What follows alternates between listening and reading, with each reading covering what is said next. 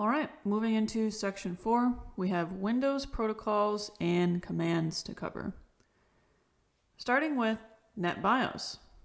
NetBIOS is the Network Basic Input-Output System, and it's a protocol used for communication between computers within the same LAN, so within the same local area network.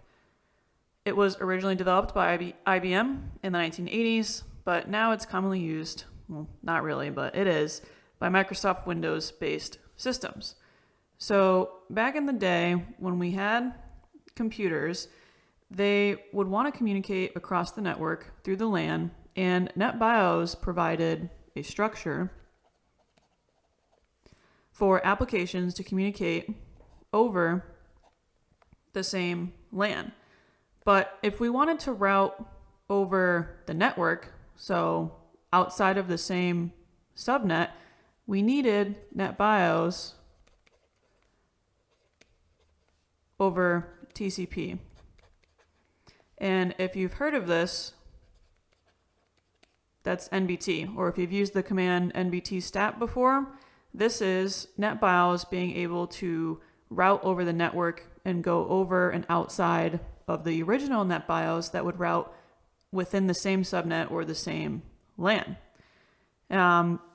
Some of the important ports to know for NetBIOS is port 137, that is the name service, so computers can go out and find other names associated to IP addresses for other devices. 138, that's the datagram service for sending datagrams to a specific NetBIOS name. 139, that is the session service for establishing a session between computers for communication. And probably the one to take away from this slide is TCP port 445. That's going to be your server message block, which is basically an enhanced version of NetBIOS used for file and printer sharing.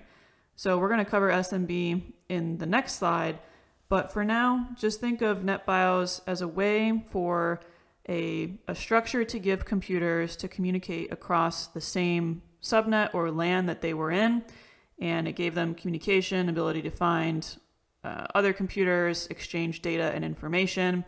And when we wanted computers to be able to have a protocol and structure to be able to route outside of the same subnet or over the network, we developed NetBIOS over TCP/IP, NBT, and that allows us to route over the network.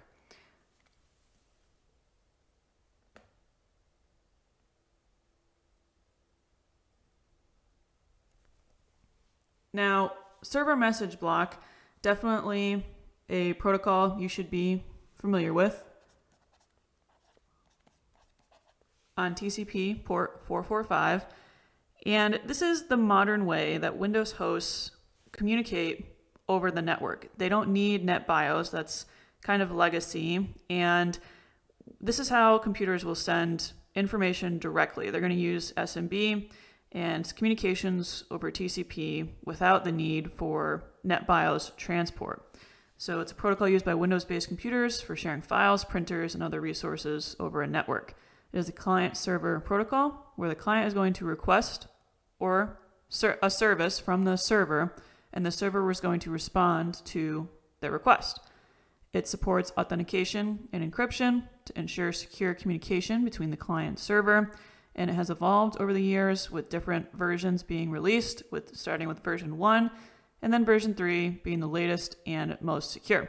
So as we've learned, computers and technology and mathematics advance, generally the first revision gets patched, or version 2 comes out to make something faster, more efficient, or more secure. Some examples of SMB usage in Windows. A user wants to access a file or folder that is shared on another computer on the same network.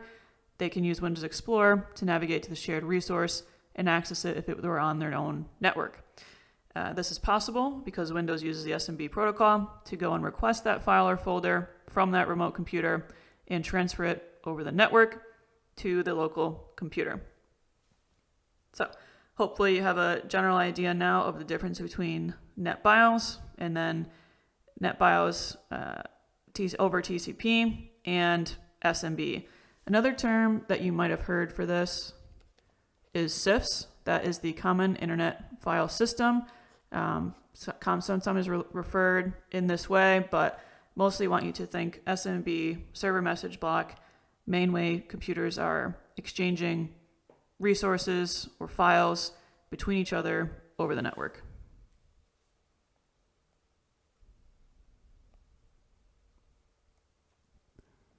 RDP, Remote Desktop Protocol.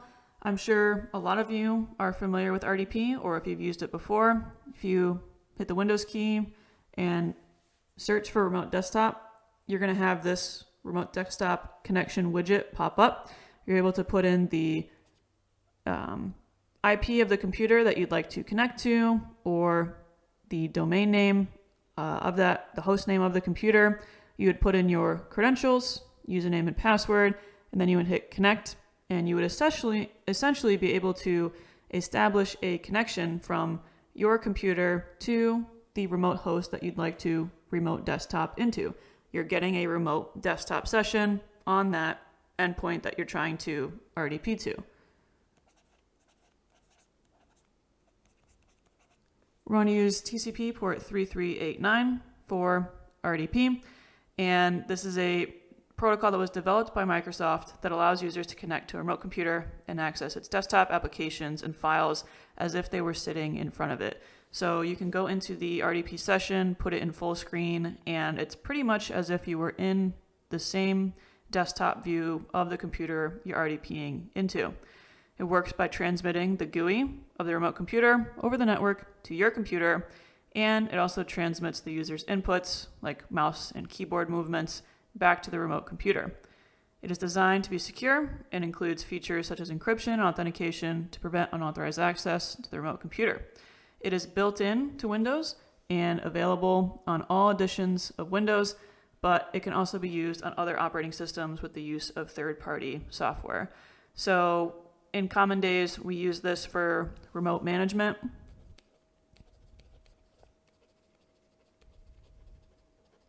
Of endpoints, or if you want to have a dedicated virtual machine that you're working out of, or access another computer, or if you've ever needed to just access a different resource, you can do this. You can use remote desktop to remote in or work out of a different computer from your own, and IT could be used for remote management protocol.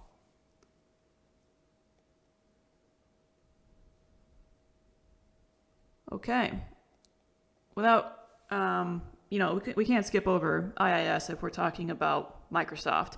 All I want you to think of when you hear IIS is Microsoft's web server. That's it. If you don't remember anything else, just remember that IIS is basically the web server that Microsoft offers. Basically, out there, if you're going to host a web server, you got Apache, and we want to think of Linux for that, or you have IIS if you're going to host it on a Windows-based server. Those are kind of like the leading market options for your web servers. You're going to either run Apache, it can run on other operating systems, but generally it's going to run on a Linux-based server. And then you have Microsoft's IIS. IIS stands for Internet Information Services, and it's going to support a variety of protocols. You can host your websites, web applications, web services. It's going to provide a GUI for managing that website and applications. Also has a command line interface for advanced administrative tasks. It supports several authentication and authorization methods such as basic authentication, Windows authentication, digest, etc. It's going to support SSL TLS encryption, URL rewriting, caching, logging, compression, etc. Basically any kind of function you would want to host and manage for your web server. That is what this is going to offer you.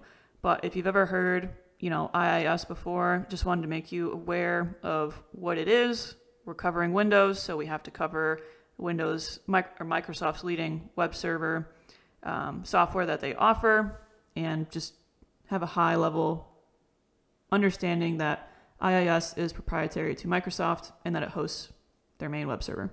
That's all.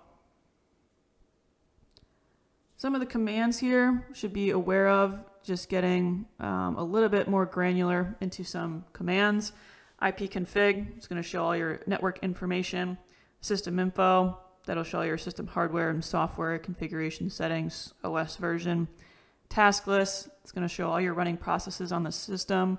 That's going to be equivalent of like a PS TAC ELF on Windows for show the running processes. SC, with the query, it's going to be able to query systems and their status, see some configuration settings. MBTstat-A for a host name. That's our NetBIOS reference there. Include resolving the IP and MAC address for a given host name that you give it. NetStat TAC ANM, that's going to give all your active network connections, associated processes. We talked about sockets and different options you can have with established, time wait, closed, etc. Those are all going to be displayed when you output the netstat command. NetUse, all information for current network connections, including map drives, allows you to connect or disconnect from network resources. NSLOOKUP, again, that's we've covered DNS, so basically going to resolve domain name to IP address to its corresponding DNS record. Going to give you all the information about the record, including the host name, IP address, and other configuration settings. Something equivalent to that, they also have the command of dig that's going to be scheduling your tasks. You can also display them or edit any scheduled task that's going on. And just as a nice complement to the command, you also have scheduled tasks or schtasks. And that's going to display and manage your scheduled tasks on the system to include creating, modifying, deleting, and running tasks. So just at a high level, what Windows commands you should be familiar with, kind of what they do based on the topics that we've covered here, a good set of resources to add to your memory and be familiar with how to use them.